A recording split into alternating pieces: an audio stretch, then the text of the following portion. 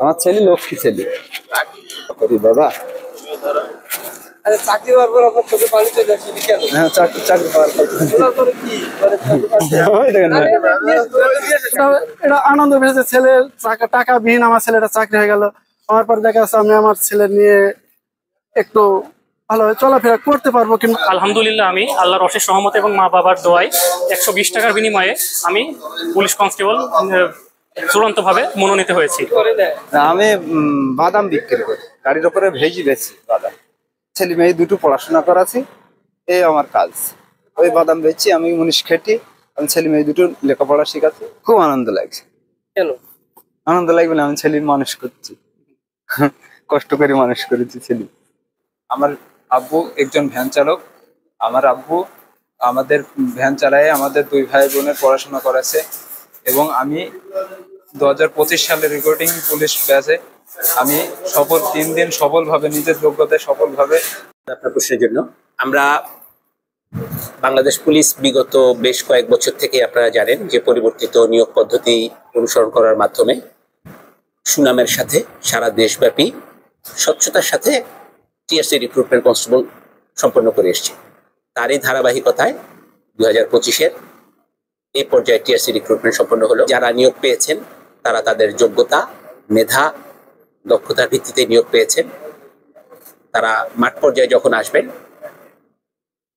তখন তাদের কাজের দ্বারাই আপনারা তাদের দক্ষতা উদাহরণ হিসেবে দেখতে পাবেন আশা করি।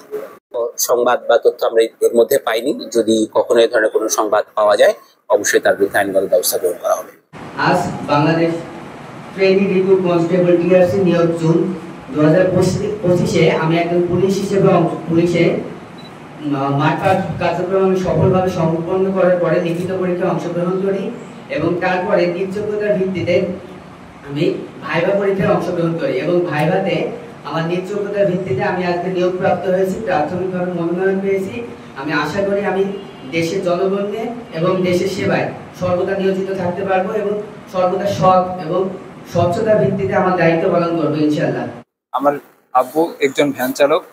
আমার আব্বু আমাদের ভ্যান চালায় আমাদের দুই ভাই বোনের পড়াশোনা করেছে এবং আমি 2025 সালে রিক্রুটিং পুলিশ ব্যাচে আমি 3 দিন সফলভাবে নিজের যোগ্যতায় সফল হয়েছি এবং 2025 সালে রিক্রুটিং ব্যাচে আমি যোগদান করেছি এবং এই যোগদান করে আমি আমার বাবার পাশে দাঁড়াইতে পারবো এবং বাংলাদেশের একজন সৎ পুলিশ অফিসার হয়ে আমি বাংলাদেশের মানুষের সেবা করতে চাই। আমার বাবা একজন কৃষক। আমি দীর্ঘ 4টা মাঠ করার পরে 3বার ভাইবা দিছি। 3বার ভাইবা দেওয়ার পরে এবার আলহামদুলিল্লাহ আমি আল্লাহর অশেষ রহমত এবং মা বাবার দোয়ায় 120 টাকার বিনিময়ে আমি পুলিশ কনস্টেবল চূড়ান্তভাবে মনোনীত হয়েছি এবং আমি কোনো দালাল চক্রের সাথে যোগদান করি নাই। স্বচ্ছভাবে ধন্যবাদ জনাব মোহাম্মদ মঞ্জুর আহমেদ সিদ্দিকী এসপি স্যারকে এত স্বচ্ছ একটা নিয়োগ আমাদের মাঝে উপহার দেওয়ার জন্য। আমার বাবা একজন কৃষক, আব্বু আম্মুর যথেষ্ট বয়স হয়েছে।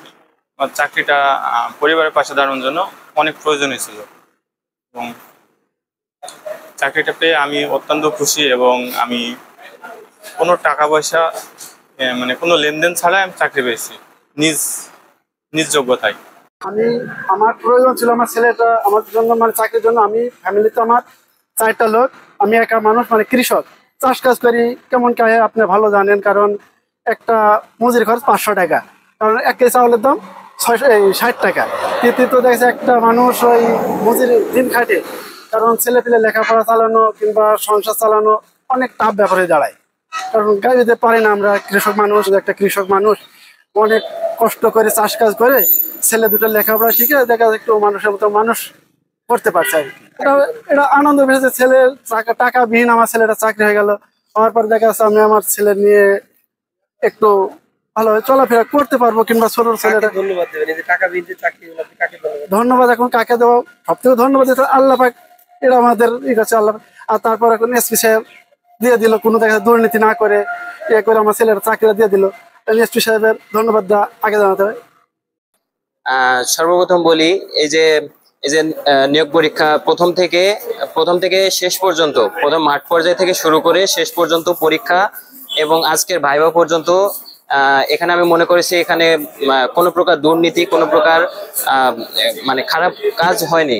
মানে সবকিছু সকল কার্যক্রম স্বচ্ছতার সাথেই হয়েছে এবং আমি স্বচ্ছতার সাথেই আজকে নিয়োগ পরীক্ষায় উত্তীর্ণ হয়েছি। Roll number 28101447 Mohammad Ashiq Iqbal. পরে আসবেন আশিক ইকবাল। আশিক ইকবালের পরে আসবেন মাজাহারুল। মাজাহারুলের পরে আসবেন মোহাম্মদ অমিত হাসান।